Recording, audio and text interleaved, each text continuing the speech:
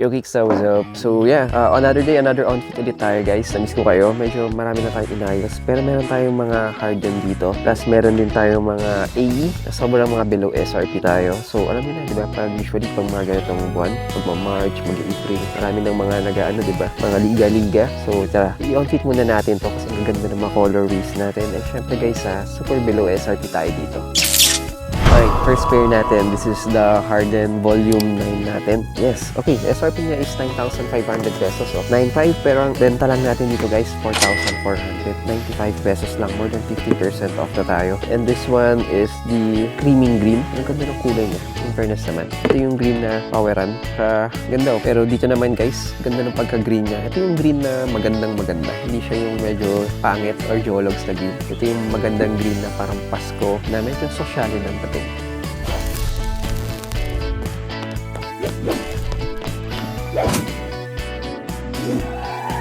Alright, kapag in-outfit natin, pogi, actually, ganda. Silver metallic na green or screaming green natin. Ganda-ganda rin mga ganito natin. Actually, ito ang papuporma mo naman siya. Dapat kailangan kayo isang kulay lang para nagsistand out yung sapatos mo mismo. Pero, poging-pogi ito. Mahal siya kesa kay AE natin. 9,500 ang SRP nito. Pero, in fairness okay siya sa paa para sa akin. Comfy siya, lalo na kung pambabasketball mo. And natuwa ako sa pinaka-material na ginamit natin dito. Ito yung mga hindi masyadong dumihin. Yung literal na punas-punas ka lang, kaya low maintenance ka pa rin. Maraming kasabi sa atin, at least kahit pa paano di mo masyadong iniisip kung madudumihan ka ba dito. Madudumihan ka pa rin pero punas-punas lang naman. All in all guys, pogi siya. Alright, ganda nito. Actually, fan ako ng mga Anthony Edwards natin. EE1 tayo. This is the Arctic Knight. Yeah, ang SRP nito is 8,000 pesos. Yun yun, 8K 8,000. Pero ngayon guys 3,700 pesos lang natin itong binibenta. Sobrang below SRP tayo dito. Ganda. Yung angas nito. Medyo silver metallic na medyo green tayo dito. Power na power. Actually, angas niya. Ang nagustuhan ko sa mga AE dito. Para siya mga beehive. Pero wala lang. Parang futuristic yung itsura niya. Kakaiba. Talagang mapapalingon ka unang tingin mo pa lang. Plus yung kulay niya, medyo silver metallic na teal, na blue, na somewhere na alam mo, agaw pansin na hindi kakaiba. Or kakaiba yung kulay niya na hindi siya masyadong common.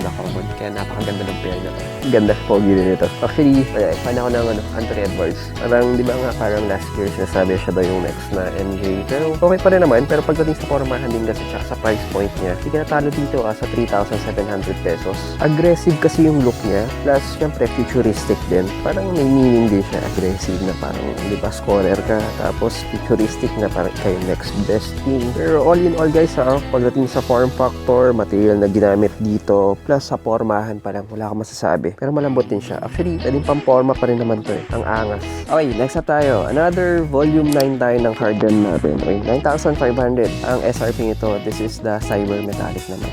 Sheesh. Napakadinis. Ang angas din. Medyo may accent color tayo dito sa mismong outsole natin ng pula. Mas ang angas din ang outsole niya. Super lalo naman. Ang ganda. Na-excite ako dito. Pero na-excite ako sa pricing natin kasi 4,495 pesos lang natin itong binibenta guys. More than 50% off tayo dito. Grabe. Okay, pag in-outfit natin siya, ito yung tsura niya.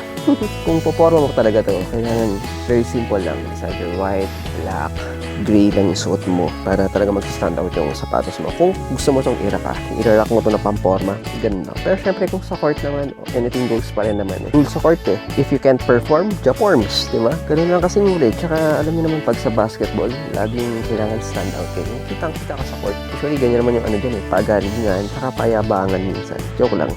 Pero definitely head turner yung sapatos na to. Tsaka kung i-rack mo nga talaga, pamporma, maganda pa rin siya. Alright, another Anthony Edwards tayo or AE1 natin. This is the metallic green. Sheesh, napakalinis. 8,000 pesos ang SRP natin sa ganito. Pero syempre guys, super below SRP tayo dito. More than 50% off, 3,700 pesos lang natin itong binibenta. Unahan na kayo dito guys. Ganda, gray lang to. Kung pampuporma mo to, angas din. Sheesh, kapag ito pinorma mo, pogi. Alam niyo naman ako, fan ako ng black. Gray. Kaya yung dalawang yan. Kasi nga, hindi ako masyadong fan ng white na white. Pero pag yung mga gray talaga, mas nalilinisan ako sa mga grays natin. And para sa akin, ito sa mga pinaka-safe na colorway para sa atin. Kung gusto mo siyang gawin pampuama rin. It's very, very nice. And medyo, tutuwa naman ako sa design talaga niya. Para sa akin kasi si Anthony Edwards siya yung next best thing natin. After niya Lebron, nila Steph Curry, kapag talagang graduate na yung mga yan. And syempre, sina Harden, kapag nawala na, sina KD, siya yung mga susunod na mga generations eh. Sila kanina lupa. Pero syempre, pinakamaganda pa rin yung price point natin to. Almost 50% off or more than 50% off tayo kasi 3,700 lang. 8K ang ating SRP dito. Talagang hindi ko natalo. And syempre, isama ko na rin to guys. Isa sa mga pinaka-favorite natin, yung mga New Balance 530s natin. Ganda. Ito yung pinakasikat kaysa yung na colorway. And ang SRP to is 6,900, 6,800 pesos. Pero sa atin guys, this is only 5,595 pesos guys. Sobrang mura na to. Mabilisan lang to guys ha. And laging sold out to guys ha. Kay New Balance. Alam nyo na, Tito shoes tayo dito. And lakas makapogi nito sa lahat ng in-on-fit natin ngayong araw na to. Ito yung pinaka-gusto ko. This is the New Balance 530s natin. Grabe talaga. Yung comfort level niya to the max. Talagang peso ko sa pa dahil mesh tayo yung upper natin. Tapos pagdating sa forman, ang ganda ng colorway. And definitely, ito yung pinakamagaan sa kanilang 5. Ito talaga. As in, dati pinanglalaning to, pero ngayon pinampoporma na rin. Ang angas eh. And syempre, pag nasa Tito age ka na talaga, gusto mo na yung comfort level to the max, magaan, tapos maporma. Okay ka na dito eh. Plus, syempre, kung gusto mo nasa lighter side of the spectrum ka, ito yung kukunin mo. Napaka-pogi talaga. So lang guys, so that's our 2 cents for today. Ano tingin nyo guys? Mas maganda ba yung everyday tayo nag-on fit? Or gusto nyo yung mga unboxing tayo or everything? Pero yeah, just let me know. Comment nyo lang sa baba. Pero ako na-enjoy ko yung mga in-on fit natin eh. Kasi, ewan ko lang mas bet ko kapag nakikita ko pag in-on fit siya, mas na-appreciate ko yung sapatos kapag suot-suot na siya mismo. So yun guys, so God is good all the time. See you on the next one. Cheers!